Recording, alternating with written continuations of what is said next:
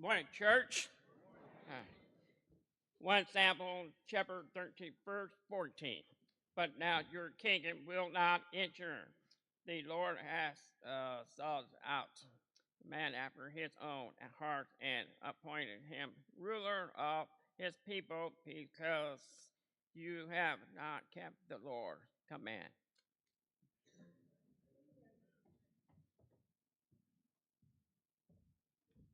All right, we're going to get set up here in a second. Mel's going to find his way up here, and we're going to have a good conversation. If you're visiting with us, it is not normally like this, but we are not a normal congregation, as you've seen. I was playing. I think we're pretty cool. We're going to get this all set up. Come on up, Mel. I hope you still want to talk to me. All right. So, like I said, this isn't normally how we're set up. We're doing a little testimonial series. I love to tell the story, connecting our stories with the overall story of Jesus, the Gospels, and how all of our stories intersect, how they intertwine, and how we're going to hear from a brother here today from our church who his story really is intertwined with that of Jesus. So, Mel, we're going to start out like we have with everybody else. What story sticks out to you from Scripture the most, or what character sticks out to you the most? King David, but you told me a lot of other people look at him also. But the reason being is that I'll read it because it'll go much faster and I won't get off track. But life of him was a godly young man, a shepherd of a flock, killer of lions and bears. And that's while he was watching his father's sheep. Giant slayer, coveter, adulterer, murderer. Not that I think those are great qualities. Solely dependent on God, was chased out of his own home by his own son, told by God that he would not build God's temple. God said I wouldn't have a warrior build my home. But he is the only person in the Bible that says he's a man after God's own heart.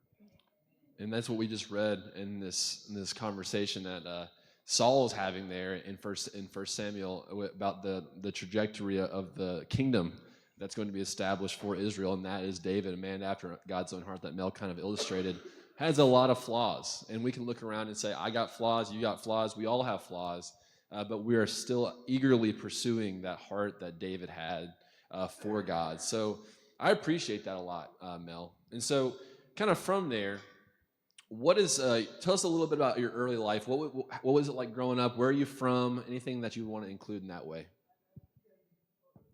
So,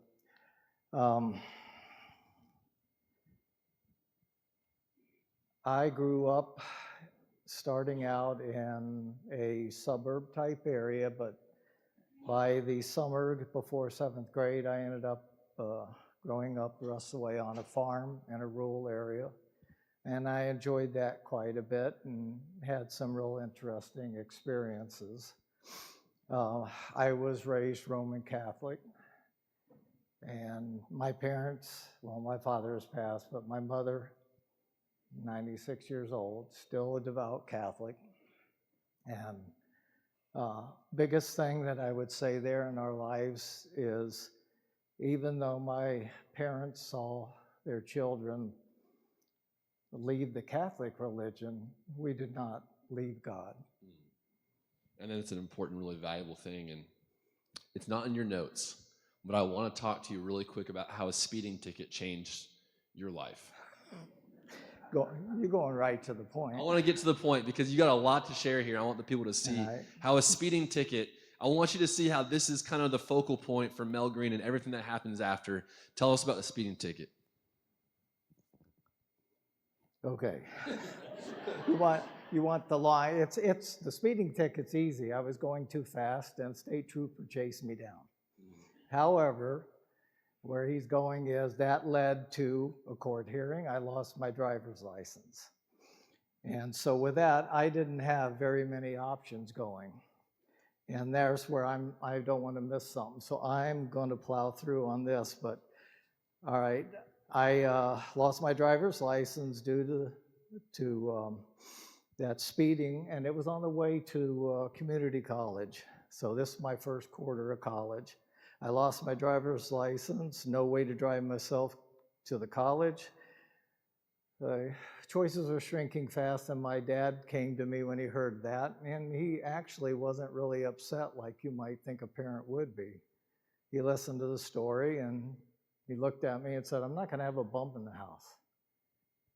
So I either had to go to work or go to school. And one thing about my dad, I didn't mention, was he had 7 children, and he said he would put us all through college. He also was like, you mess that up, you quit, you're done. You're going to have to figure out that part of your life on your own. But if you stayed, you were good. So anyway, 1 sister out of 7 of us stayed the whole time. So now with that, another thing is he was a Marine, 24 years, what they call a Mustang, and that's somebody who goes in enlisted and then gets, generally they made you get a degree and then you would get a commission into the officers' corps. He was known as a Mustang. Not him alone, but that's the path and the name they gave him. So I told my dad I was going to go in the Marine Corps then because I couldn't get to college. I couldn't have a driver's license. You can't get to work. They were miles from the farm. And so was the school, probably even 3 times as much. But so when I told him that, he told me, I don't want you to go in the Marine Corps. I said, why? He said, I don't want you to screw up my good reputation. So some of you have the advantage of knowing that I did somewhere straighten up my life and make a life out of it. But all right, so I made plans with when he said that, I got a hold of the recruiter and made plans to go in the day after Christmas. What I left out is only about 2 weeks till Christmas. And it was going to be the day after, spent that with my parents. The day after Christmas, my dad drove me to Richmond, Virginia, watched me get sworn in, wished me good luck, and watched my plane take off for D.C. Went from D.C. to San Diego, reported to the Marine recruiter at San Diego Airport, put on a bus, driven to MCRD San Diego, the recruit depot, there on the West Coast, and reported, and then got driven to San Diego. That's when the fun began. They gave us some new clothing, a nice haircut, and about 2 hours sleep that night. During boot camp, we went to the rifle range, and I'm shortening a lot of things down, but anyway, went to rifle range, Camp Pendleton over on the South Coast, to learn to infantry training and shoot your rifle. It was a couple of 2 weeks period of times they spent there. And so I had written to my dad ahead of time that we'd finished first phase, we're going to second phase, and that's where we'd be going to the rifle range. Now, another piece you have to know, my dad was on the Marine Corps rifle and pistol team.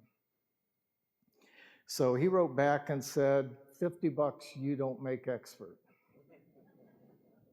He lost $50.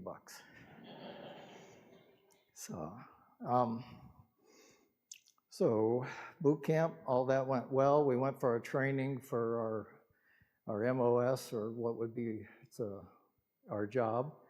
And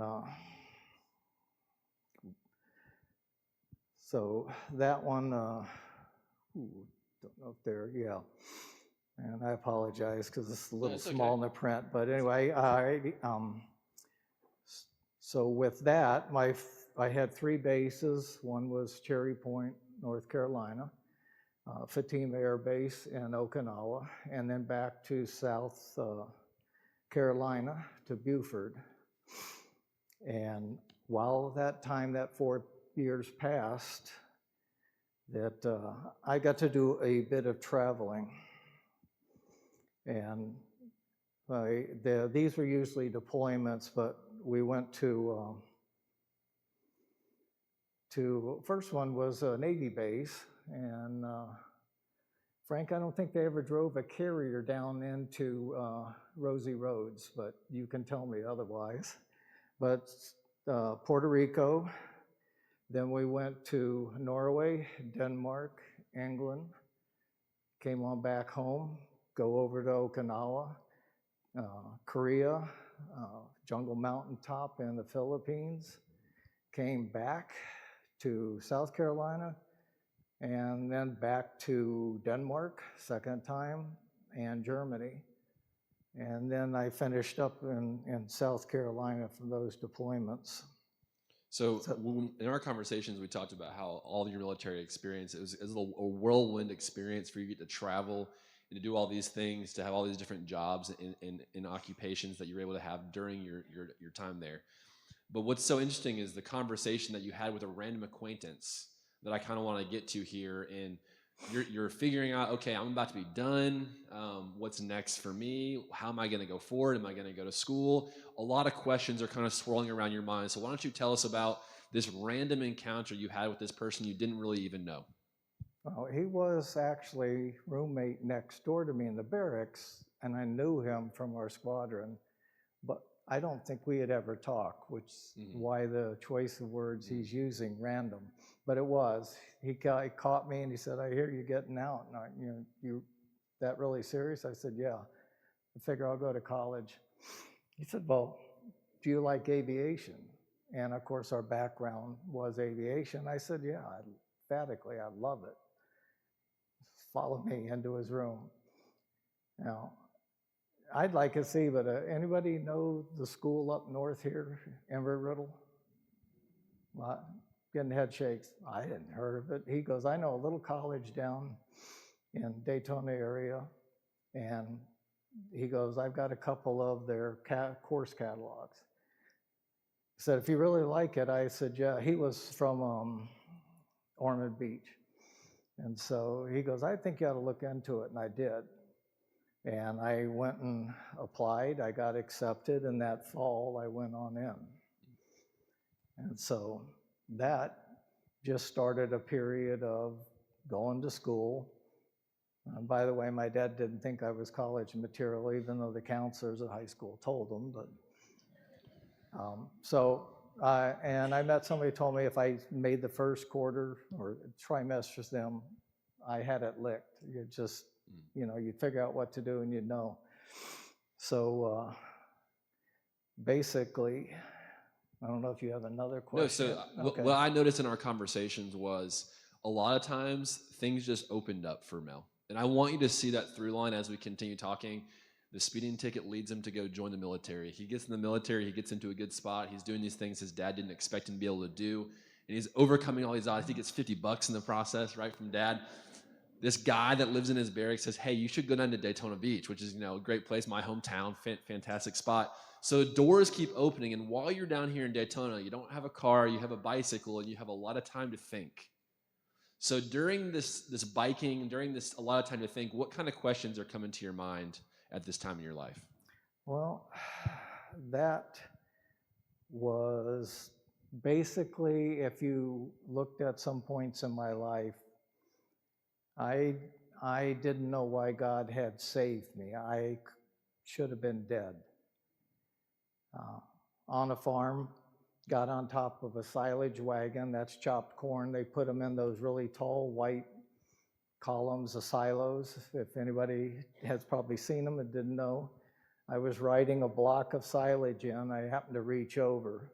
Glove got caught on these spikes of 2 square pieces, and what they do is chew up the silage. It caught my glove, took me right over top, flipped it. My legs caught a part of the front of the wagon. The glove ripped. So you got saved there. I sat up. I dropped by Nessie. He looked around like that. No questions. Never told my parents. So other things, like when I went to Korea, first day we're there, we're hooking up the helicopters to these huts, about 7.5 foot tall. You get on top, hook it up, helicopter takes it off to where you want.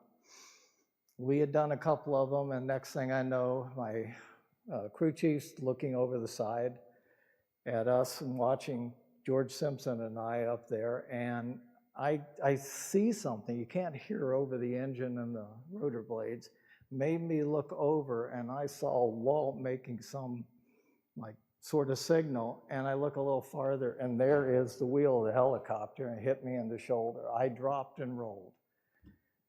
You know, my height and size, George is like 6'2" and over 220. I don't know how he got out the other way, but he dropped the other side.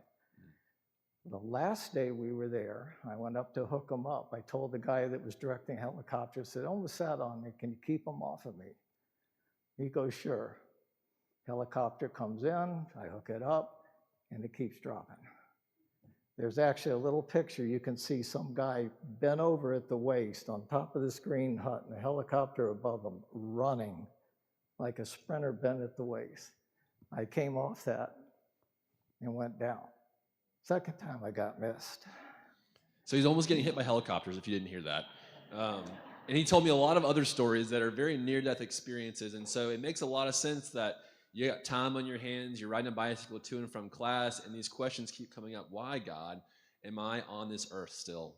Maybe some questions of purpose. What is my purpose here? He talks about his religious background, where his family is religious, very devout Catholic, and there's a lot of questions going on in your head, and you're attending Mass while you're in Daytona, but there's more questions.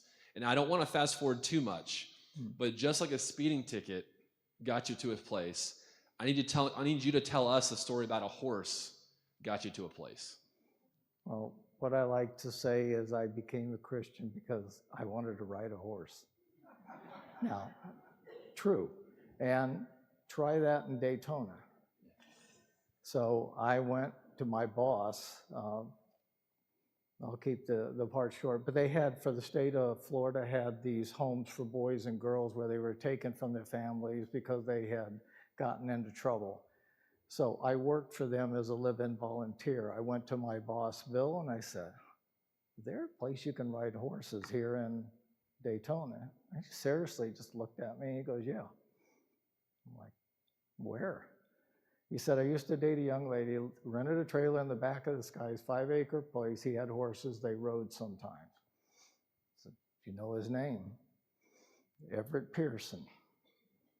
So I go, well, it's phone book time, paper type. There's none of this looking online.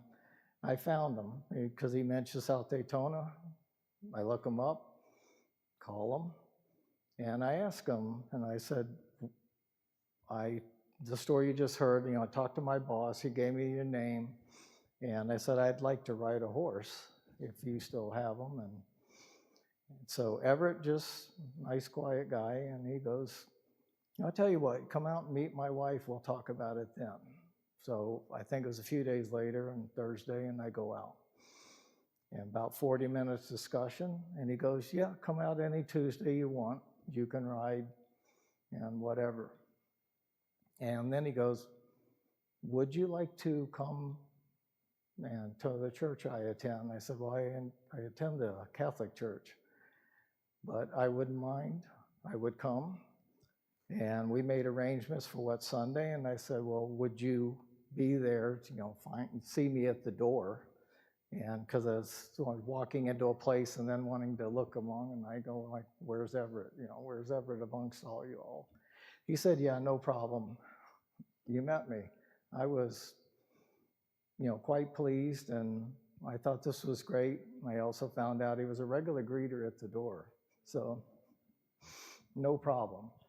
But I was going to the Catholic Church in the morning on Sundays, go Sunday night at Bevel Road Church of Christ, and then I would come in on Wednesday nights.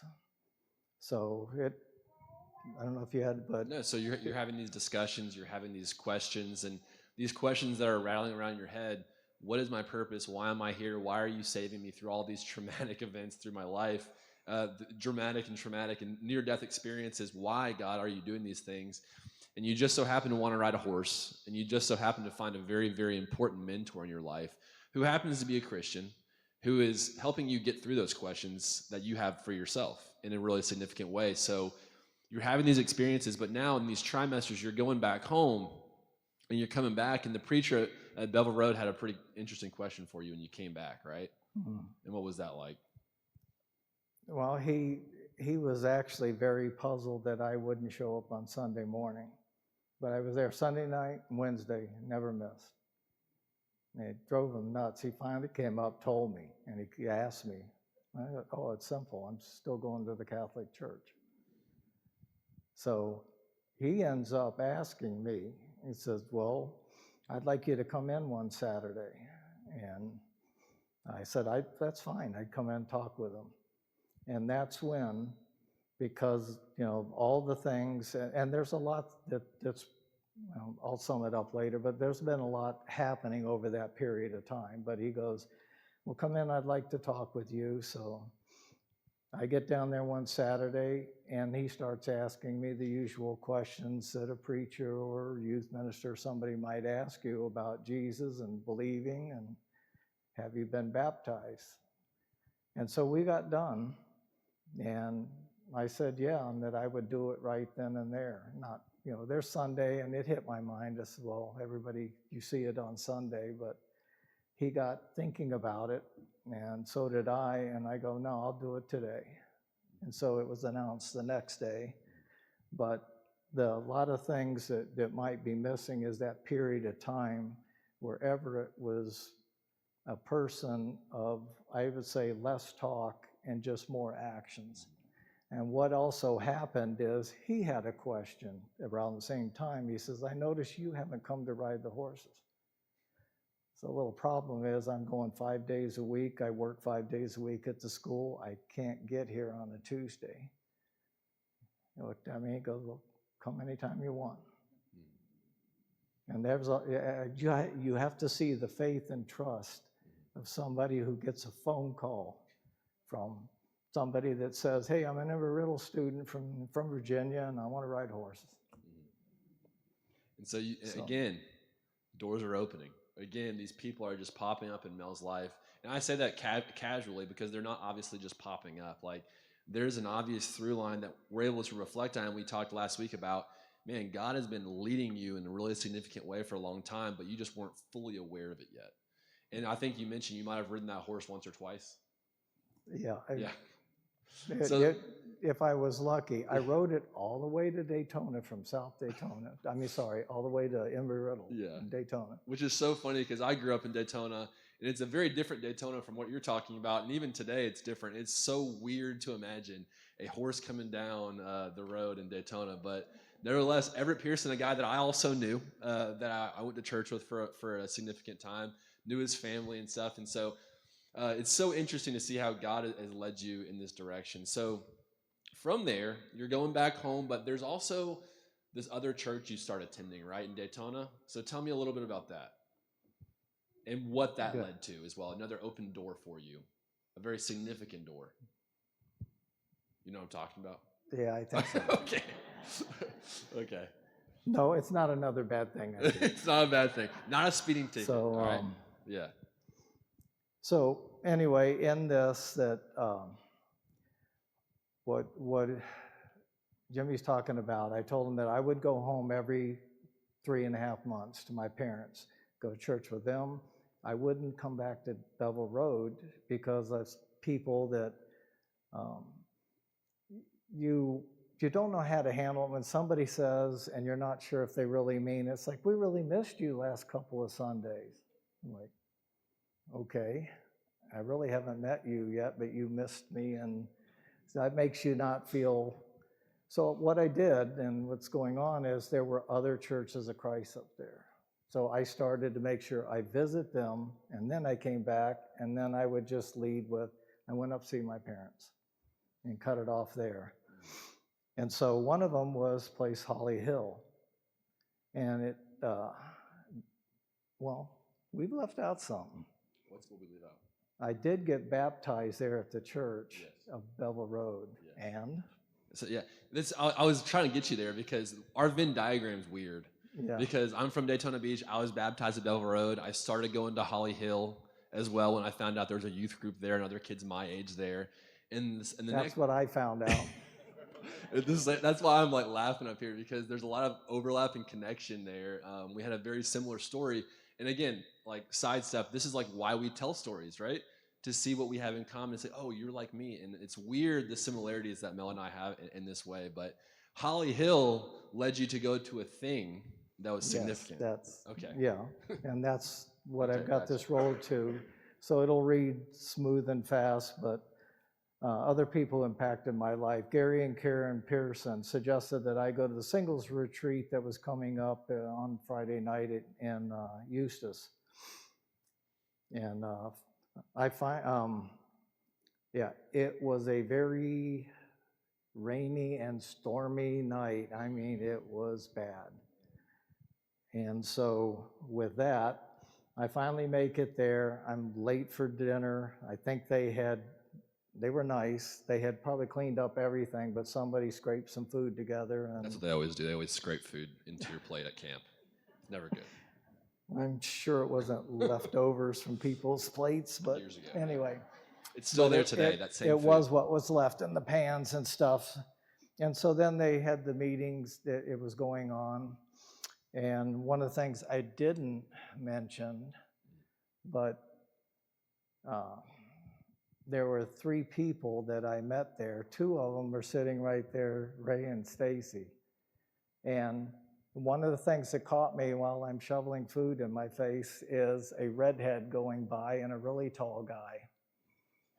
And so that was Stacy and Ray. I met Stacy the next day in one of the classes they were having.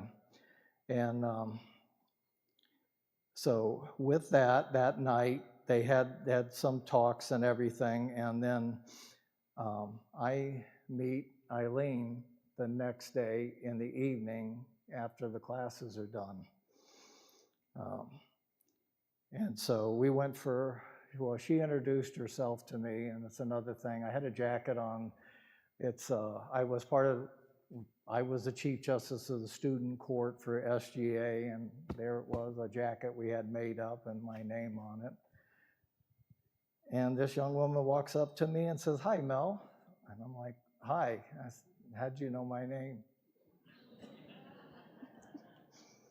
So we talked, and they had a campfire, they had singing and stuff, and I'm trying to find the thing. Yeah, there. So we talked till 2 a.m., agreed to meet for breakfast, and she stood me up. It worked out. Good. She remembers. Yeah. So, yes, that's how we met. And then we ended up with because of people we knew on each end, Eileen went to Frances Green. Some of you may know her as Frances Riddle, Ray's mother. And that's another very short but an interesting story, because I met Derek Bean, and he was student. Stacy's smiling, yep. But he's quite a character. He was up here at FIT getting, he's from Bahamas, and he was getting a degree. So we got to know each other. When Frances passed, Derek got up, and the first time I learned the story is during that time he was up, he got a police escort back. He was riding his motorcycle from FIT back river or beachside, and whatever happened or whatever was going on, all I know is that Frances is out there waiting for him, must have gotten the phone call, and he said he got an escort right on up to the house. And then for me, Frances, I seem to get up a little earlier than most people, plus, okay, I skipped a thing, but it's real quick. There were Gary and Karen Pearson when Eileen would come up to Daytona or Port Orange to visit. She made arrangements with Ray's mom to have me a place to stay. So we had every weekend sort of long-term relationship for a while till we finally got engaged and married. But that again was another thing that popped up. Mm-hmm. And I'm not going to say that everybody should have what sounds like, wow, really lucky life.